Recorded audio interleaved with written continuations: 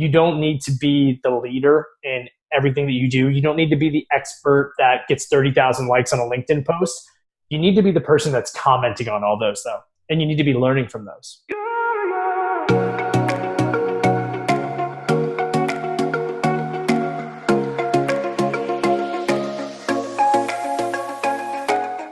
Welcome to Making the Brand, the podcast where marketing and pop culture collide. I'm your host, Brianne Fleming. I can't wait to chat about brands, boy bands, and everything in between. Because brands who have a pulse on pop culture can create adoring fans of their own. Usually on this podcast, we talk about pop culture, but today we're talking about popping pimples. I'm joined by my new Twitter friend, Andrew Stallings, who will be sharing some marketing takeaways from the TLC hit show, Dr. Pimple Popper. Thanks for being here, Andrew. No worries. Thank you so much for having me. I appreciate it. Of course. So this should be really gross, but also educational. I think we might have some Dr. Pimple Popper fans who are listening. But before we get into it, Andrew, I'd love for you to take a second to introduce yourself and tell us about your background. Yeah. I first and foremost appreciate you having me on. It's funny that a funny exchange of popping pimples can lead to new and great relationships. So my background, as I was explaining to you prior to us jumping on, I've kind of a very diverse and niche background in the world of sports and entertainment. Started my career at Sirius XM NASCAR Radio. I was a producer and on-air talent for about 5 years, helping out with a number of different sports channels, but mostly focused on the NASCAR side. Mm-hmm. So from there, I switched over to agency side, working with Octagon, which is a global sports sponsorship agency headquartered up here in Connecticut. I got to come up here when I kind of hit my glass ceiling on the media side, at least in my mind, and I really wanted to better understand the business sponsorship side of what brands do, of what athletes do, and overall just marketing. I went to school for communications and minored in psychology, which again can correlate, to the world of marketing and sales. But I think directly understanding sports and entertainment, brands, marketing, and how everything kind of pivots was important. So spent a number of years over at Octagon, traveled the world, built a number of great relationships with some incredible clients and team members.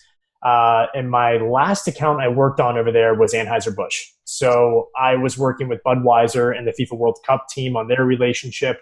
I oversaw the global sustainability relationship between Corona and the World Surf League and Parlay for the Oceans. Spent a number of months over in Russia, jumped over to the Maldives, went to Sri Lanka, Colombo, a number of other great places. And then honestly, I just kind of burnt out, and it's incredible to think that you can do that at the age of 26, but I was spent. And, so I switched over to a smaller agency that focused more on events marketing while still working with beer in the beer category of Anheuser-Busch in the US. Did that for a little bit.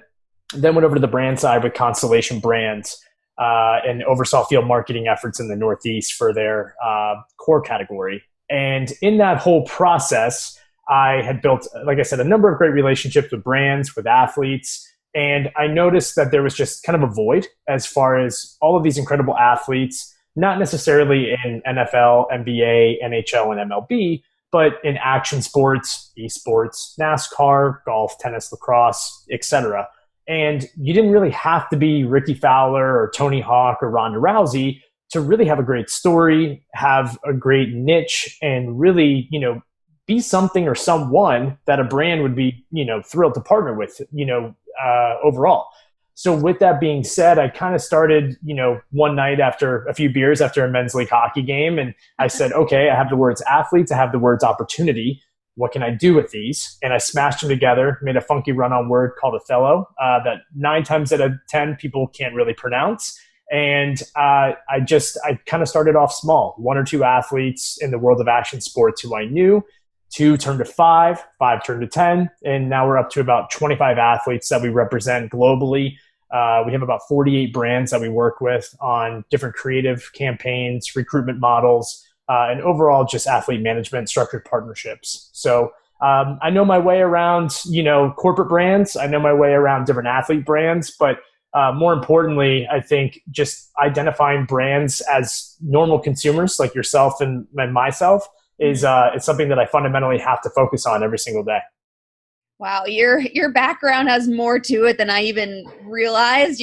Like you said, you've been around the world. I'll have to have you back for another episode about sports versus dermatology. But and I love how you said that, it's not just those A-list athletes that have a compelling story to share. I think that's such an important personal branding lesson as well. People think, everyone thinks you start off with this huge following, but you really just have to put yourself out there and start with a small audience and just get people to relate to you and get to know you. And you can make it big that way. Yeah. Yeah. And I think, when you look at Dr. Lee of, the Pimple Popper show, it's very specific to that. And I think we'll dive into that a little bit today. Is when you have a very specific niche, it's so important to really kind of master that niche. I really hate the term expert in today's society. I think it's so difficult with everything evolving, knowledge, information, technology, to really be an expert. And you don't want to be one-dimensional as such. But when it comes to your niche and your passion and something that you're really, really good at and harness that and master it the best way you can, and kind of look at it as just a nucleus. Like your niche is your nucleus, and you kind of just slowly evolve into different VINs of that nucleus to build it out. Awesome. So, with athletes, that's what I tell them all the time. You don't need to be the world champion skimboarder that then pivots over to fashion and designing your own merchandise line just because you think that's going to be the next monetary investment. It really needs to make sense. Like your consumer has to buy in, people have to really buy in and resonate with it. And it's a sales tactic. It's helping people understand that there is more to it than just a very simple cut and dry element of, it's so easy by going here to here kind of thing. Right. And also just the term expert, it's so hard to measure expertise. How do you quantify who's more of an expert than anyone else? Thought leadership has kind of been another icky phrase I've seen out there. It's just really hard to quantify. So I totally get that. Yeah. And I think when you look on LinkedIn, it's a perfect example. It's so difficult because we're obviously living in a time right now where you want to put your best foot forward and you want to look like you're the best and most qualified for the next position of what you do. But in this specific moment of time right now where, the unemployment rate is at an all-time high and people are struggling to find the creativity and balance, I've really challenged a lot of people within my network and my team to look at everything as an artist and look at it as a blank canvas. It starts with one stroke, right? And again, you don't necessarily have to have the whole vision built out, but you're much better off painting your own resume and painting your own vision and illustration of how things come to life through your eyes, rather than saying and trying to spew out repurposed facts and data and algorithms on LinkedIn. Because I don't know about you, I log on and I'm just like I get nauseated. I want personality. I want elements like this where good organic exchanges can happen and we can learn and grow from each other. Yeah, it reminds me of one of my favorite quotes from a speaker that I love named Sally Hogshead. I always come back to this. She always says, it's good to be better and to be the best at something, but it's better to be different. And I think just having that, like you said, that organic exchange, having your own personality and showing your expertise that way versus trying to prove you're the best all the time, it's going to feel a lot more comfortable and just better for you and your audience. So I love all Absolutely. That. I can't wait to get into this. This is already so good so far. So, okay. So yes, backtrack. We connected on Twitter. I sent out this tweet where I said, there's only two types of people in the world, those who can watch Dr. Pimple Popper and those who can't. So I assume you are one of those people who can stomach it and sit through an episode. Yeah, I can probably sit there and eat a whole bowl of tapioca pudding while watching it. And it's funny because I'm the same guy I can't get my blood drawn. I'm not good with needles. I don't normally have an uneasy stomach, but it's kind of this taboo for me, right? And I know when we asked people on Twitter yesterday if they had any questions, somebody was speaking about just that. And there is kind of that taboo, right? And it's almost like, as much as I don't want to go down this rabbit hole at all, it's the illusion of kind of the you shouldn't be looking at this kind of thing. You know, Right. it's like the scantily clad women in the bikini or the six-pack chiseled guy, you know, looking so good in his outfit. It's like, Yeah. you know, I don't want to talk about that, but you know, but it's a fascination tactic, right? So for me, I just get fascinated. And as I was sitting there last night, I was just looking at videos and information for this discussion today. I went down the rabbit hole. I started with one video and I'm just again and again and again. And I'm like, oh, honey, I'm going to tell my wife to come in the room. Like, look at this rock that just came out of somebody. She's like, oh, and she's a nurse. And she's like, oh, okay. All right.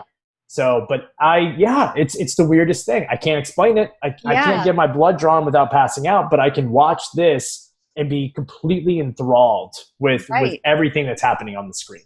Have you ever heard of the Streisand Effect? Someone just told me about this recently. I would love for you to educate me on it. Yeah, I forgot what the context was and who mentioned it. So maybe someone will tweet me after they hear this. But it's this, you know, theory named after Barbara Streisand, where in the early 2000s there was some I think it was a helicopter photo taken of her house, so like a bird's eye view of her house, and she did not want them on the internet. So she was making this huge deal that she has to get these paparazzi photos. She doesn't want people to know where she lives. And what ended up happening is she just ignited this interest where everyone just had to see what these photos look like and what she really didn't want people to see. And it was harmless. It was just her house, but I guess just for privacy reasons, she didn't want them on the internet. So it had that opposite effect where because something is taboo or forbidden, you know, it piques our interest. So it's really fascinating to see how that works and how we respond to that. Yeah, and I think you see a lot of it today with paywall content. You know, for just fans pages and kind of stuff that you normally shouldn't probably watch or see that's buried behind a paywall now. I mean, look, I'll say this. I think that model certainly didn't work many years ago. No one that has read the New York Times for years is all of a sudden going to pay for it. But I'll give you one example. I read a good amount of editorial every day. I try to spend at least an hour or two in my mornings kind of catching up on stuff. Yeah. Business Insider, which has notoriously been kind of the publication to me that did not stay in their swim lane. They were the Business Insider talking about the next fashion craze in children in Milan. You're like, how does this mean what? But their influencer and marketing team, they have a few writers and editors over there. It's all paywall content. I am this close to going ahead and subscribing to it because the content in the headlines alone are that good. And I think when you have something that can catch a niche, catch somebody in that specific niche, it's very easy to want them to get through that. And even if it's like LinkedIn Premium, right? It's like, you're going to give it to me for free for a month. Why wouldn't I do it?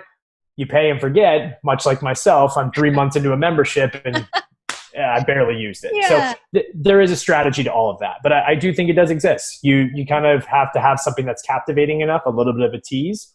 And again, get them in the funnel. And just, again, the hardest thing with marketing or sales or business is retainment. How do you keep people there? Well, Dr. Sandra Lee sure has done that. She sure is niche.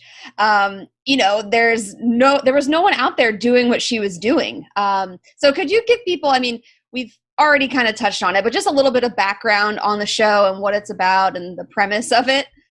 Yeah, absolutely. So Dr. Pimple Popper is the story of American dermatologist Dr. Sandra Lee, who I believe is based out in California.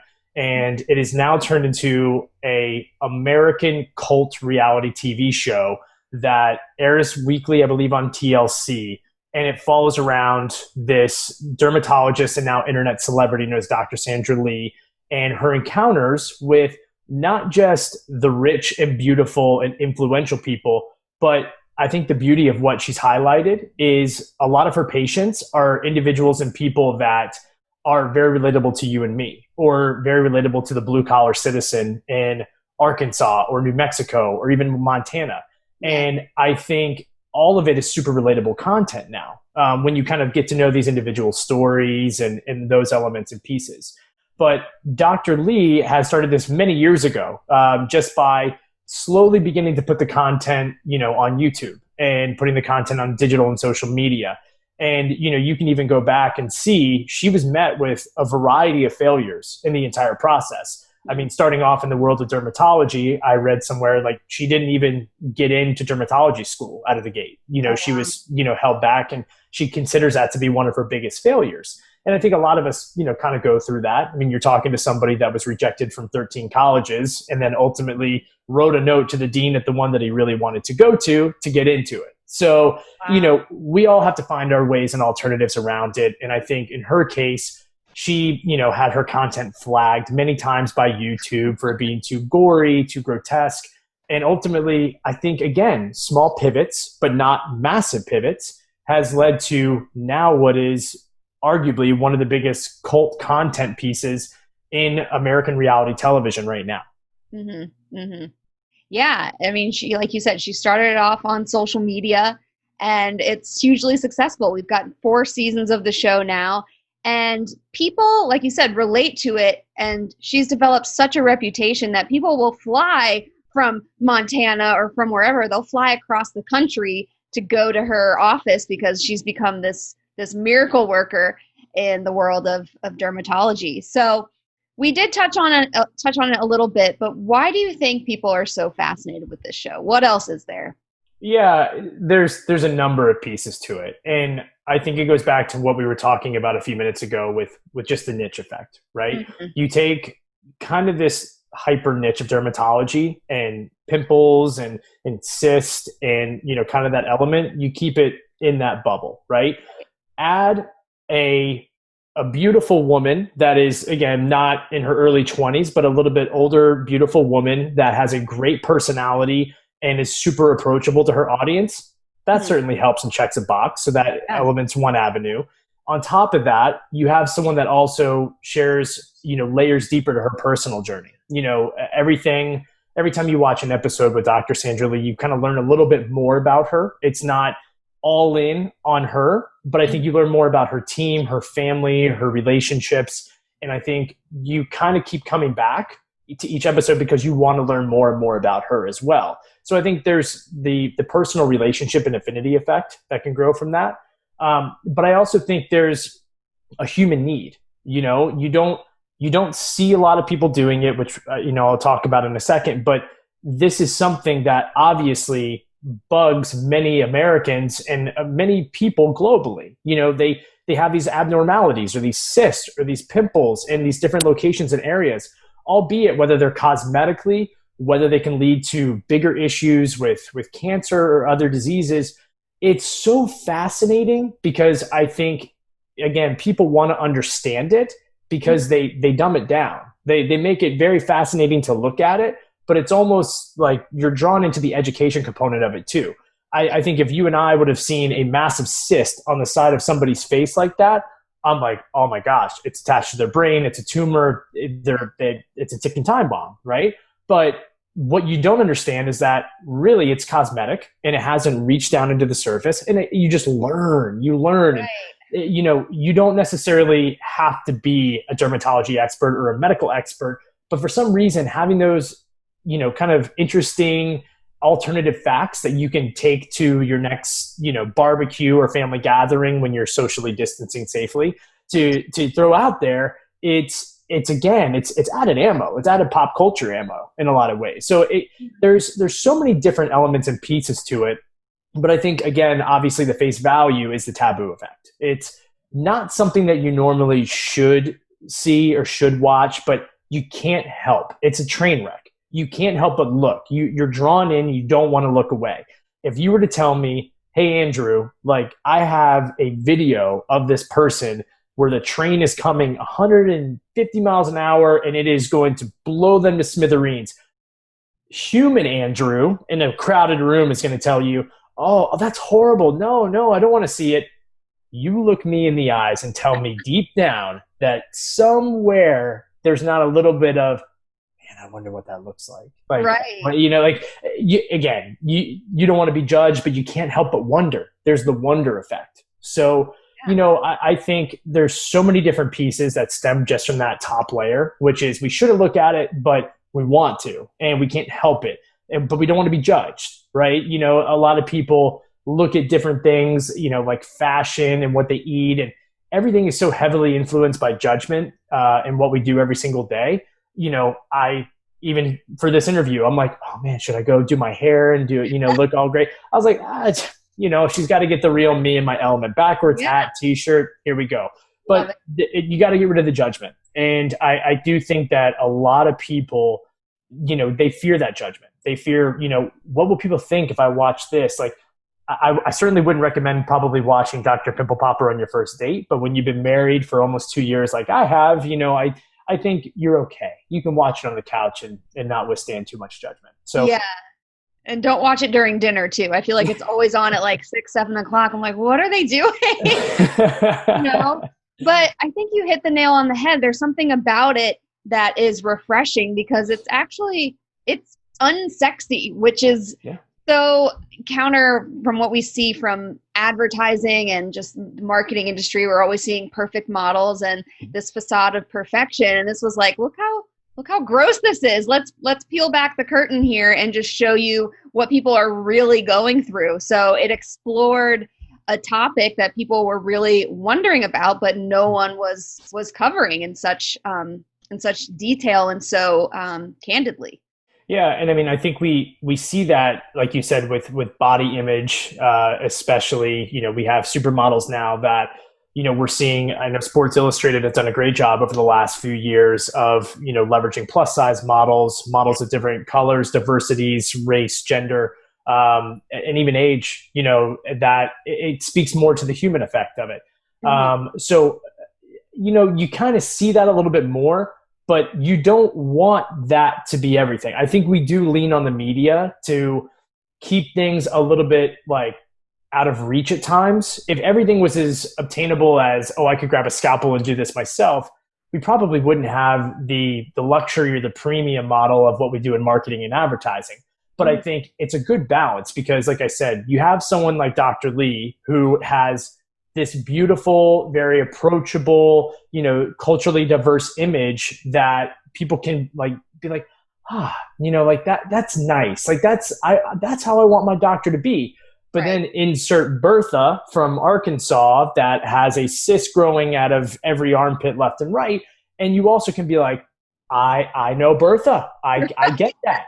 I totally understand that. So it puts you in this like middle ground of like comfort and uncomfort. And it's kind of a tug of war on your, you know, heartstrings as you go through it, that at the end of the episode, you're like, oh man, honey, one more? Okay, cool. One more. That's how it is. Right. And you also see, I always say transformational content always works. And you see this transformation, the way that these clients and patients feel just so held back by some type of skin condition, whatever they have. And you see them transform, and Dr. Lee helps them, and they have this whole new outlook just because of something on their skin. So it's, like you said, it's really feel-good content that, you know, once you can get past the gross aspect of it, it gives you the feels. So exactly.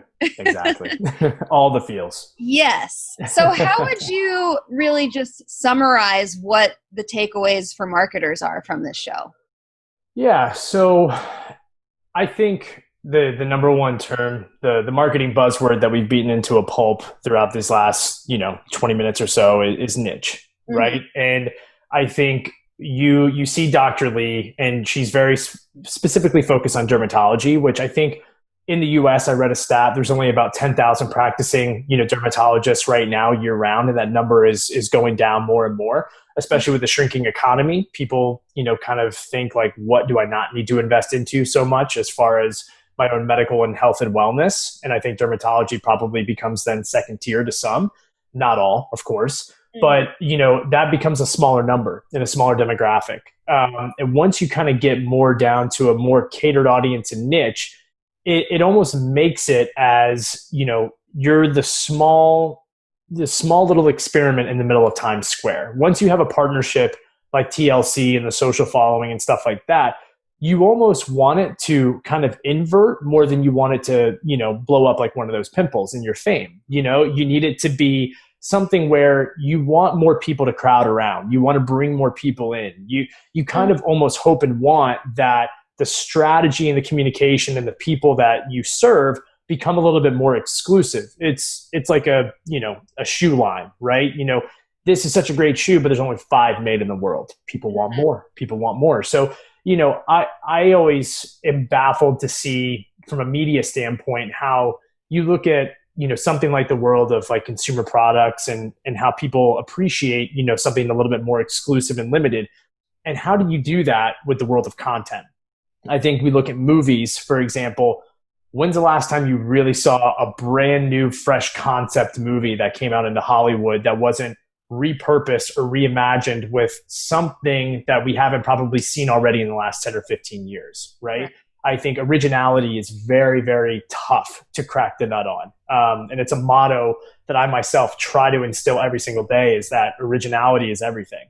But it's tough. It's so tough because we're held to these deadlines. We're held to these numbers, these budgets. And, when you have the success and fame of starting a new idea and kind of letting it mainstream kind of blow up before you have a TV partnership or you're pitching against it, you're kind of in control. And I think with Dr. Lee, the most beautiful thing is that she self-funded this whole project to start. Before TLC, she was doing all of this on her own already. And if you really think about it, TLC or not, she can still run a business successfully, and she can still build a content series that I'm sure Facebook or YouTube or Twitch would want to buy into, or a brand partner that would at least give her the funding to have subliminal product placement, done throughout. There's so many different pieces that once you've kind of hit that peak, the sky's the limit. You can't just continuously ride the wave until it crashes, because once it crashes, it goes flat. You're doing the same thing over and over and over again. It's done. And it'll happen. It'll just be done in a blink of an eye. So what I always say is, like, when you're in the niche, again, you want to become a little bit more inverted, to kind of grow exclusivity and start small, but then you also have to be willing to flip the script. And that's something that I've been kind of keeping close track on with this show specifically, in Dr. Lee is, okay, we're talking about zits and pimples. She's gone into bigger like lymphomas and, cysts and everything like that, which I think is kind of how she slowly started to pivot. But usually you'll see it with many of these reality TV show hosts is that they'll then partner up or collaborate with house hunters or something like that. And they'll create like a new series. Like 9 times out of 10, I would say they usually don't do that well, but it's more of a risk to take that, than doing the same exact thing over and over and over and over again. No matter what your consumer says, they're going to want to see you try and fail than to continue to do the exact same thing and wear off. So, kind of just being able to pivot and reimagine and think about the innovation tactics of your own brand, of your own business, and what potentially can come from that is something that I always tell my clients. I would tell Dr. Lee that, and I'm sure that she knows this, but what's not here in 3 months, but what's here in 3 years? What's that plan and what does that look like?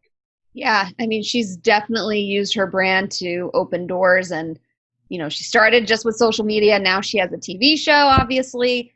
And I've even noticed anytime there's a segment on a national news show, like the Today Show or anything, anytime they do a segment that has anything to do with skincare, they call her up. She becomes like the expert correspondent that people know.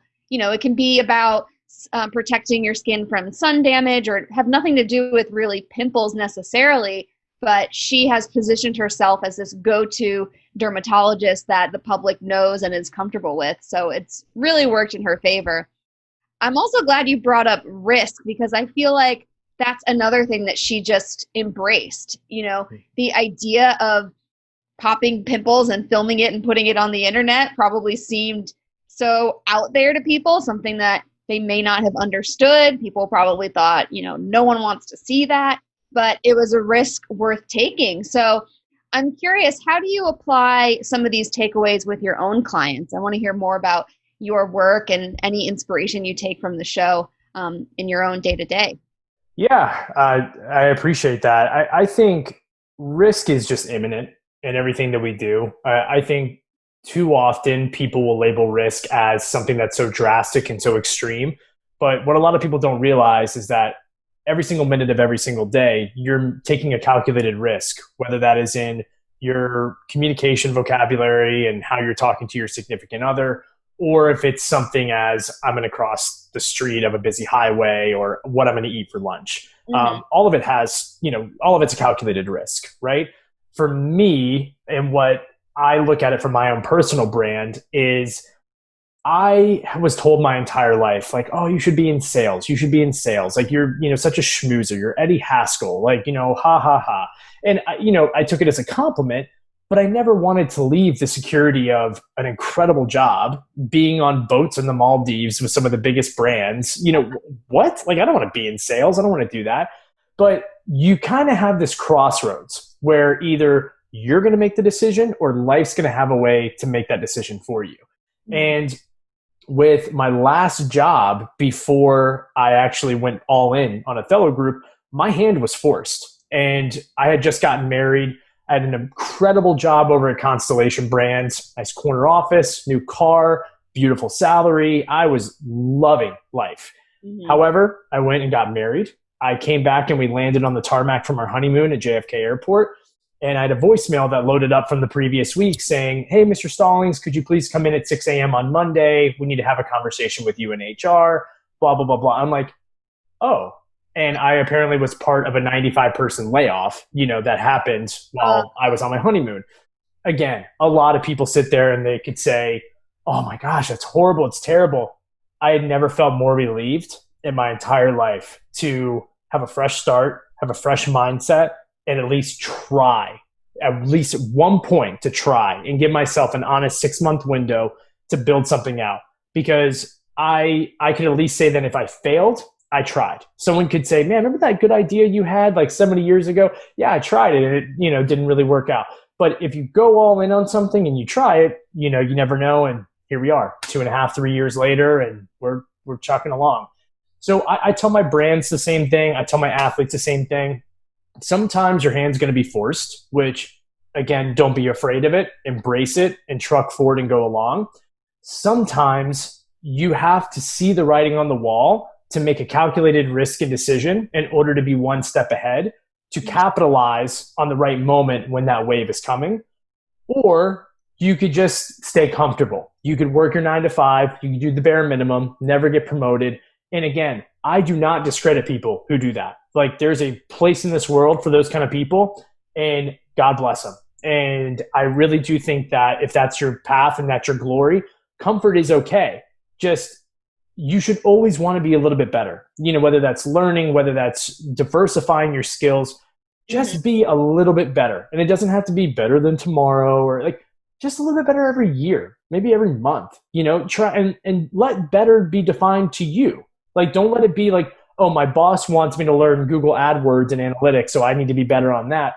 What are you going to like really bring to the table that you think could be good? And I think understanding those tactics are huge. I tell athletes all the time, you don't have to be a video creator and know how to do Adobe Suite and all that to make sure that your content pops out and that you stand out above the rest. Your message just needs to be different. Like, who are you? Where are you from? Like, who is your mother? Like, who is your, like, talk about the personal side of life in those relationships. Right. And, I think when you open up that gateway, again, that's just where innovation can happen. It's all from starting at ground zero and really trying to humanize what we do. There's no database, no shortcut in life to really putting a price on human interaction, human communication, and genuine emotion to every single thing that we do. Mm-hmm. That's such an inspiring and relevant message right now, because especially in the pandemic, a lot of people have been laid off, and it's given them that opportunity to go and pursue something they always thought about doing but never really got around to it.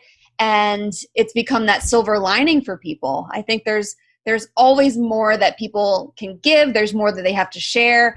I'm one of those people that think everyone has a book or a podcast in them that they need to put out there. And it's really great to see all of that coming out right now. And you also reminded me, me, I love my pop culture references. When I went and saw Jennifer Lopez in concert last year. That's a good one. It was good. It was a tour for her 50th birthday. And during one of the intermissions when she's back, changing into feathers and all that stuff that J-Lo does, they showed a clip from when she was, I want to say when she was 30 years old. And she was being interviewed and people were questioning, like, you're a successful actress. Why would you ever want to go into music? Just stay in your lane here. You're doing well as an actress. And she said something like how she doesn't want to end up being 50 and always wondering if she should have pursued music because it was in her heart and it was something she wanted to do. So as someone that's a triple threat who never really, sticks to one thing, I think there's a lot we can learn from her and from that message that you just said. Yeah. And let it be known, someone like Jennifer Lopez is kind of the anomaly, right? Because I think it kind of goes counterintuitive to what we were talking about in the beginning, is how you should stay in your lane, stay in your niche. But it's okay to realize that your niche isn't going to pan out.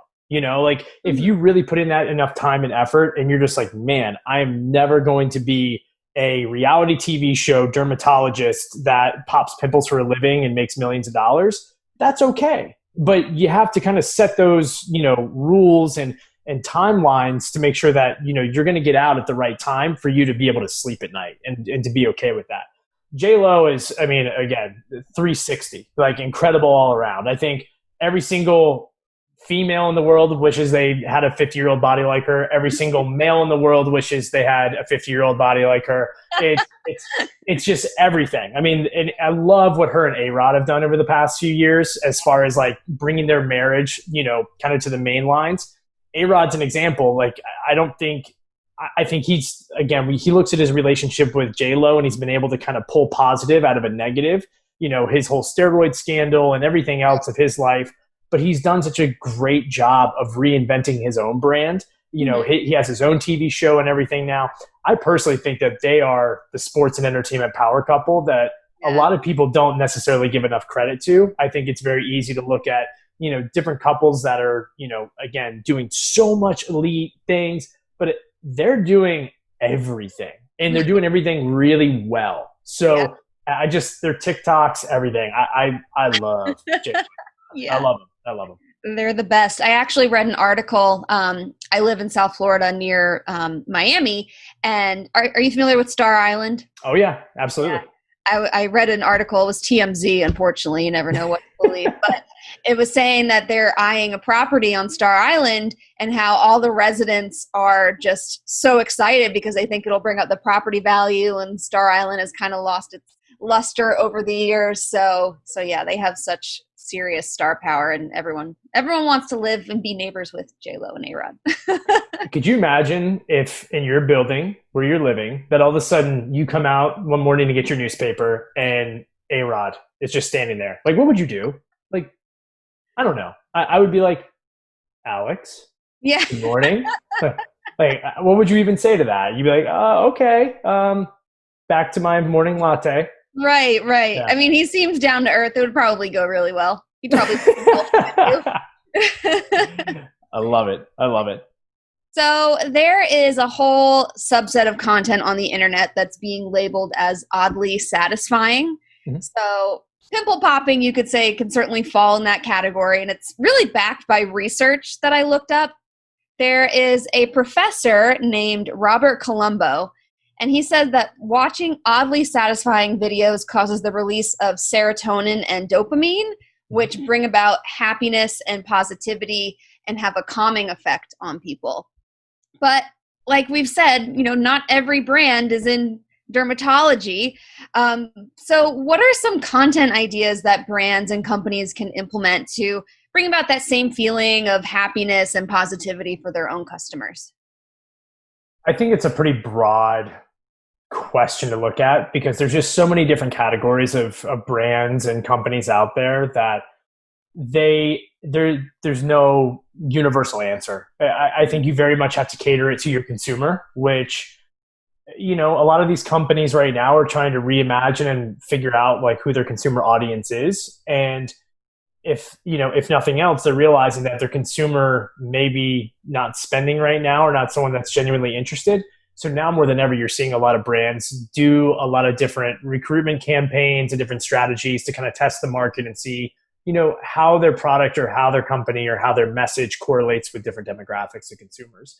I don't disagree. I think I don't know about the science and the serotonin and releasing of endorphins and all that, but I would say there absolutely is something that is relaxing about putting you in that state of just you're in that moment, regardless of where you are, whether you're sitting, in 32A on your Delta flight, or if you're sitting on your couch, 3 glasses of Cabernet deep on a Tuesday night, and you're just like, again, I think there's other factors that go into it beyond just the content that take place in the delivery and message of it. So if you are a company that is investing into paid advertisements, where that rolls out to, where you're catching consumers and at what times is probably very important.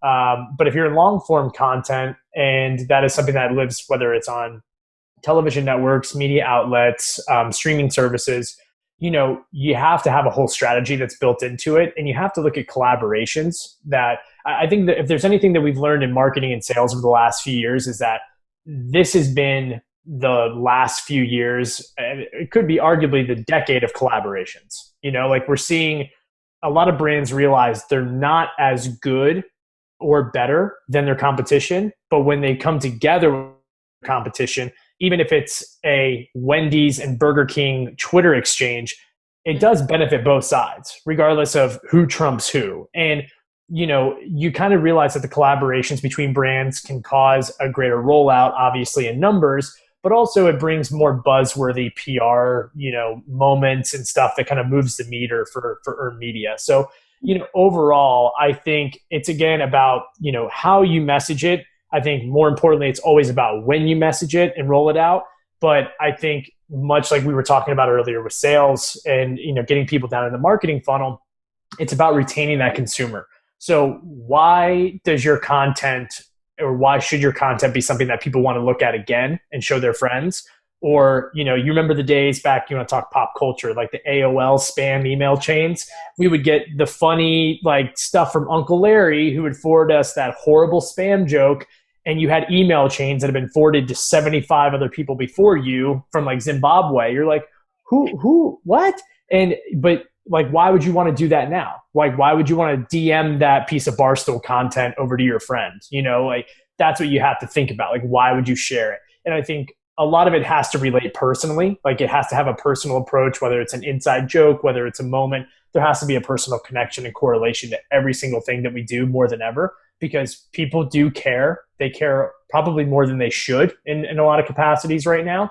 And even on certain moments, they want to care because they have nothing better else to do sometimes than to grab onto something and really just get emotional and passionate about that. And I know I'll probably get ripped up, for saying that a little bit, but it's true. We've all done it. I get on Twitter and I see stuff that people put on there, and I know you're guilty of it too. And we want to comment. We for some reason in that moment, we're just we just want to say something, but we won't, because we're worried about the domino effect of what could happen. And it just, I don't know. I think everything has personal emotion, tied to it. And that's really important for us to remember as consumers, as marketers, as humans in everything that we do. Yeah, I think a perfect example of that we saw recently as far as collaborations go is Airbnb and Blockbuster, and just that nostalgic effect. I mean, that had, I don't know about, again, the serotonin and the dopamine, but I'm sure nostalgia might trigger some of that for people. And we all had our own experiences with our Blockbuster sleepover nights and everything. It's something that we could cling to. And yeah, that really compelled us to share it with people. So I think that lines up perfectly with that. Absolutely. So in doing some research, I learned that Dr. Lee, at least initially, I don't know if she does it anymore, but in order to gather all of these videos, she would offer discounted or free treatment to her patients in exchange for them to give her written consent to upload their videos. I mean, I would be mortified, but some people obviously have agreed to it. So I really think that's such dedication to her craft. She understands this is worth it to me to discount and offer a free service because I need to build this channel and build this brand. So I'm curious what you would say to a business owner who doesn't see the value in social media as a priority, or someone who couldn't fathom giving away a free service like that in exchange for content. Yeah. Well, the funny thing is that you see it all too common today. In my job, I have to reach out to brands cold turkey, endlessly, day in and day out. The beautiful thing is that for 1 out of every 25 emails I send, I actually build a great relationship, and they understand that it's not always sales. It really is just genuine relationships and connections. But I fall into these traps where, and I don't say traps, but I do identify them very early on. From a brand marketing side, the easiest thing that you can do when working with influencers or athletes or even just day-to-day consumers is you're usually sitting on tons of product, right? Or you're sitting on this service that you can show people. You have an opportunity to show. Mm-hmm. If you look at, from a service side, since we're talking about that, look at David Rock, like D-Rock, who's Gary Vee's notorious videographer. They preach like, do work for free, build the case studies, build the examples. Look, they practice that, to an extent, but come on, we can't all live off of that. We can't continuously do that every single day. So there does become a sense of balance that I think is not necessarily communicated, but it does have its success factors. People can find the value in that. And by doing and building and offering up your services for free. But also what a lot of people don't realize is that by doing something for free 1 to 2 to 3 times doesn't necessarily mean you're going to get a $500,000 gig the next time around. It usually just means that you're going to open yourself up for more criticism, and then you're going to have to pivot. You're going to have to build. You're going to have to, rebuild and do it over again. That exercise takes a long, long time. And when you're in the medical field, like Dr. Lee, again, you have to be, it's one of the few fields where you do have to be like an expert. You do have to be kind of a master and expert of your craft, because there's insurance liabilities and things that you have to worry about there. But going back to what I said from a marketing side, all too often, if you're a brand marketer, and if someone like myself comes to you and say, hey, I have this NASCAR Cup Series driver. He loves your product. We have all of this amazing opportunity. We have TV assets. We have podcasts. We have this. The number one thing that I usually hear is, sure, we would love to send them a box of gummy bears, and again, let's challenge you. Let's test you. If they post about it a lot, then cool, we'll continue the conversation.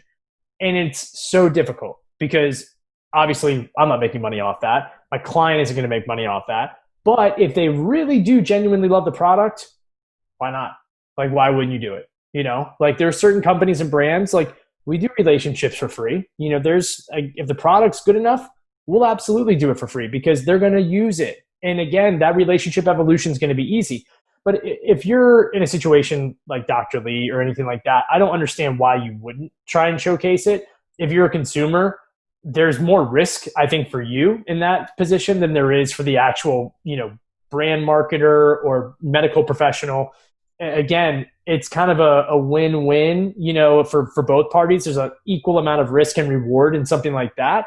But when you bring it over to the world of brand marketing and sponsorship or partnership, it becomes a little bit more tactful. Like, you have to be very strategic. Like, how much is too much? Like, how much do I give before I need to take a little bit? And it's a game of cat and mouse. And it really is tough to do because it's business, sales, and strategy tactics. But to this specific example, I see nothing wrong with it. I think it's a brilliant strategy. And especially if you're already going to probably be making enough to get by, you realize that you can offer up 4 cases a month pro bono and do that through media documenting purposes. Why not? Mm-hmm. Why not? Yeah. I don't know how else she would have gotten people to agree to do it. So yeah. Oh yeah. Oh yeah. Now, I mean, it's funny to think about. I bet there are people who go out of their way because they want to be on the show versus her having to twist their arms and offer free services before. So yeah, but do you really think that she had to offer too much? I think if someone can't, like, let's think about this a little bit. And we're going and talking forever, and I apologize if I'm taking up your day. I love it. But let's say if you or I had a massive growth on our back or neck, mm-hmm. right? if we've been to doctors several times in our lives and they're like, sure, we can do this. It's going to cost you $10,000 or it's going to cost you this. And we're like, we're not going to pay that, you know? Yeah. So, but if someone comes to you and says, let me try, like, as long as you let me document it, like we'll sign a medical release form. Here are my credentials. So I'm not somebody that literally is just like, hey, I stayed at a Holiday Inn Express last night and can do this. But, you know, how can we think about this differently and do it differently for both benefits? Why wouldn't you try it? As long as they're somewhat reputable and they have the credentials medically, like, I'm asking you now, would you do it? Because I would. I think as long as it was anonymous, I would probably do it. I don't think I would want people to know if I had a huge cyst on my back. But yeah, if I could retain my anonymity, I can never say it. Anonymity. Words. Never say it. Yeah, I would be down for it then, but I don't know. It's kind of uncomfortable. I don't know if I would do it. But think about it this way, right? Like, you know, and again, I don't mean to challenge you, but I'm genuinely curious because I'm kind of putting you on the spot so we can get a little bit unscripted here. Yeah. Like if you go to the beach and you're in a bathing suit and you kind of run that risk and it's just so uncomfortable, is the risk of almost a larger uncomfortable thing that ultimately will benefit you? And again, even as somebody that watches it will be like, wow, that's really cool, versus, because I know when I watch it, even if I see somebody call him Carl from Georgia, I'm not judging Carl from Georgia. I give Carl from Georgia credit. I'm like, man, that's cool. And I think my wife and, you know, my dogs, if for whatever they're thinking, they think the same thing. They're like, yeah, Carl from Georgia, good job. Like, don't you think that as you kind of sit there and weigh the options, you'd be like, I don't really care. You know, I don't mind if people know me as Carl from Georgia or Brienne from Florida. Like, it's worth it. Like, if I can almost have that like good outweighed odds, like, so what? I don't have to live with it now for the rest of my life versus the fear you're always going to have in the back of your head if it is there, you know? Right.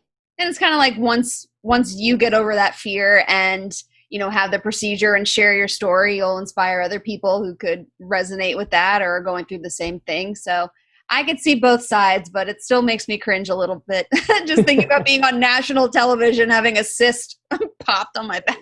Fair. Totally fair. I mean, it's something that I find it very interesting for me because it's about eliminating comfort zones and bringing them down. And, you know, so many people, we talked about those that are just very content and comfortable in every single thing that they do. Mm-hmm. Those people, they have a place and they have a purpose. That's totally fine. But if you try things a little bit differently, if you kind of throw caution to the wind and just say, I'm Brienne from Florida, here we go. Yeah. It's sometimes the risk is worth the reward. Yeah. Yeah. You're right. I would probably just think about, you know, the next time I go and apply for a job and they're reviewing my resume and they Google me and then the whole office is gathered around a computer watching my procedure. But yeah. I get it. You know, but it's like, you know, I personally, I applied to be on The Real World, you know, years ago. Cool. And I went through, you know, several interview rounds and I wanted it so bad because I thought that I would be awesome on The Real World. Yeah, but I was just like, I kind of had that same feeling. As I went through the process, I'm like, what happens to my life after Real World? You know, like chances are I'm going to be the guy that's drunk and getting into fight with people. And, you know, I'm going to be the puck that everybody wants to follow. So, you know, if I'm not CJ or Puck, you know, who am I? And is it even worth it? You know, is it worth kind of taking that year off of my life to do it? And, you know, I didn't do it. You know, granted, I really don't know if I would have got to it, but those conversations were progressing, you know, as I went through it. I made it, you know, through one or two combos with them and I was like, ooh, and then I backed out. I was just like, no. But your older self would do it now. Heck yeah. You're all about, taking down those barriers and comfort zones. I think about it a lot too with people that go on The Bachelor and The Bachelorette and just some of them become known for that one scene or that one quote that they said. Oh, yeah. And I don't know if you're a fan, but right now in this weird off season where they're not really filming and everything, they went back and they aired some old seasons and they allowed some of the old contestants to come back and be interviewed and kind of reflect on who they were then. Some of them are, you know, 10, 15 years older now. And it was such a great opportunity for them to kind of clear up, their image or anything that they said or they regret, or just how they've grown and progressed over the years. So yeah, I think that is also a plus of having a platform, is you can evolve and grow from things that you've done or may have wanted to change on reality TV or otherwise. Absolutely. Absolutely. And who doesn't love a good Pilot Pete episode? Come on. Right? Oh no. Oh no. Yeah. His mom was just crazy. Too much. So we did have someone on Twitter, and we kind of touched on this a little bit, but she was wondering how much of the success of the show do you think is due to Dr. Lee herself, or really just our inherent interest in gross things? Could it have been any dermatologist doing these extractions, or is there something about Dr. Lee that really changes it for people? I think her image and personality, it certainly helps. Like I said, she's an older woman, but she's also still very beautiful, very approachable. She has, the exotic features of being, again, I don't want to guess on her heritage or race or anything like that, but you can kind of put two and two together to see that it's a little bit just different, right? It's not a blonde hair, blue-eyed doctor, white doctor from SoCal that you might see on everything else with American TV. But I think a lot of it goes to her personality. And I think it's the approachability, the way that she's almost a therapist and she embraces that. She kind of has those conversations and she really gets to know and she gets to show the empathetic side of what she does. And I think a lot of people don't necessarily see that so much in the medical and healthcare field, especially now more than ever. You see, the negativity of, I had to wait in the doctor's office for 10 hours, or, this nurse was so rude. But we often don't realize it.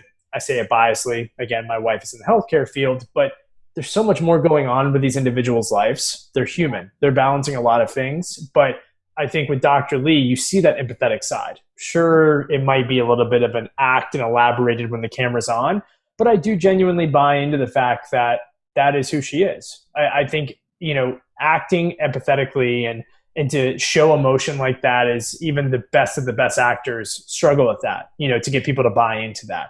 So I think that's a lot of what it is. I think the emotional side and the emotional connection that you see with Dr. Lee is huge. And I think a lot of people grasp to that more than they do so much the show. They genuinely love that she's just so kind and so caring and so approachable. And I think that's just something that you don't always get. You either get the villain that you love to hate, or you get the person that you're just like, it's almost too good to be true. She's a perfect balance, like she's really someone that we all can learn a little bit more from, with just that empathetic and, very emotionally organic side of how she is, both professionally and personally. Yeah. And I love during those transformation moments, people see themselves for the first time after they've had the procedure or whatnot. And she ends up hugging her patients. Like, it's a really sweet moment. So I totally get that.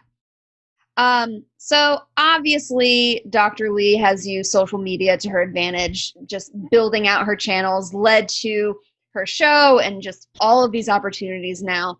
So how important would you say your online presence is to creating opportunities for yourself from a personal brand standpoint? And what would you tell people who are trying to put themselves out there a little bit more and unlock opportunities of their own? It's everything. Yeah. Bottom line, it's everything. It's not even, there's no speech. There's no like crazy like soapbox moment I have right now here for you, Brienne. It's everything. Because if we look at it from a moment in time where we're all stuck at home, I myself am in a 14-day quarantine right now from traveling out of state, and coming back in. All I have is content. I have very little human face-to-face interaction. All we have is social media. All we have is, the computers, the phones, and stuff like that. I myself struggle very, very much with my personal brand. I'll put that out there. I think you could see I do an okay job on Twitter, which is good. But I think that's very easy for me and it comes naturally just with that engagement. But with Instagram, with YouTube, anything like that, I can market a company, I can market an athlete. But I think, as Jeremy Darlow has said before, the best marketers and the best brand individuals are the ones that have a personal brand that has succeeded, well beyond before they touch somebody else's brand. Because it is so much harder to build your personal brand more than anybody else's, because it's a mental game. You are your own worst enemy. You're trying to do things differently. But the one thing I will say that I can confidently speak to that I think I do an okay job with is I constantly am just communicating with people. There's no sales tactic to everything that I do. Something like this, where we had a quick exchange, next thing you know, a week later, we're on a Zoom call. Like this is the good stuff, and this is the stuff that I appreciate, is that these are how long-term relationships build. There are going to be moments in time where you come to me and you're going to be like, hey, Stallings, like I think I could use help with this. Do you know somebody that could do that? Like vice versa. Hey, I saw you're connected with somebody here. Again, the connections alone are so important to what we do. And again, you don't need to be putting out the flashy content. You don't need to be the leader in everything that you do. You don't need to be the expert that gets 30,000 likes on a LinkedIn post. You need to be the person that's commenting on all those, though. And you need to be learning from those. And you need to kind of have that communication and dialogue. You need to be okay with failing. And you need to be okay and more than okay with the fact that 9 times out of 10, someone's going to criticize you. They're going to call you out, and they're going to always try and trump you. They always are. No matter what you do. I can't put a compliment up to a former colleague without getting 15 tweets back like, oh, he's horrible. Like, how would you? Oh, God, yeah, okay. I'm like, you don't know the individual as a person like I do. And it's not always professional accolades. It's personal too. So I would really say just eliminate the risk of fear. It's not so much about the knowledge you distribute, but it's the compliments and genuine communication tactics that help you really benefit and succeed. Questions are always better than answers. Anytime that I can ask more questions more than I'm answering them, I feel like I'm doing my part. So again, I feel awful I dominated this conversation. No. This is such great advice. Yeah. But that's what it is, right? It's really more about what you can give. And again, it's a Gary V model again. I love Gary. I love his team. I often think his workings are criticized and not perfect for everybody. I personally am 50-50 on it, but I do say that there's a lot of great things that you can pull from any piece of knowledge like that. And you can really find the benefit in just learning and communicating and learning through communicating. So, that to me is just so important right now. Just communicate. Just try. Just talk. So well said. And the fact that you mentioned that building a personal brand is harder than a corporate brand, it's really because, like you said, we have those fears. We have to get over that imposter syndrome. We don't have this logo to hide behind. It's like, hey, this is me. It makes us super vulnerable. But really, in today's age, I don't think social media is really a choice anymore. It's really where you need to be if you want, things to happen in your life. We're Absolutely. At that stage. Yeah. So. Agreed. Well, speaking of that, where can people follow you and check out all of your stuff and get more of your wisdom? No, you don't want to follow my personal brand. I told you I'm terrible at it. So don't follow me there. No, so my company and agency, Athelo Group, Athelo Group, at Athelo Group across all handles on social media. If you so inclined and you've had one too many glasses of wine, feel free to follow a Stallings 88, and you can get all my personal knowledge across Twitter, Instagram, Facebook, LinkedIn. Again, only do it if you've had a few glasses of wine and if you want to chastise me for anything. I always welcome that. Or if you're watching a Dr. Pimple Popper marathon. Please do that, but just don't send me photos of your personal pimple popping experiences. Like, let's say that to Dr. Lee. I don't want to see that. Right. All right, Andrew, this was so much fun. Anything else to add? Anything else about Dr. Lee? I think we really did her justice. Yeah, I think it's a good 360 experiment to understand these kind of crazy times. There's no one size fits all model to marketing. There's no one size fits all model to anything that we do in life. Any knowledge that we've spoken about here today, I think should always be taken with, a grain of salt. I think the best thing you can do and what we all can do is to just take information, take knowledge in hindsight and really try to take little small pieces of it and, do better for what we want to do every single day. So I can't thank you enough again for the opportunity. It was crazy fun. Hopefully once COVID-19 pandemic slows down, I can get down to Florida. You can come up to Connecticut and we'll have a grand old time. Absolutely. We'll have to do that. And like I said, at least in the interim, maybe I'll have you back for a sports topic sometime soon. Because that seems to be your wheelhouse as well. So we'll make it happen. Thank you so much. You were so much fun to talk to. No worries. Thanks so much for the time. I appreciate it. If you're a fan of this podcast, be sure to subscribe, or better yet, leave a review. You can also join my Twitter chat at #PopChat for weekly pop culture discussions you can actually learn from. If you have an idea for an episode, shoot me a DM at Brianne2K. As always, thanks for listening.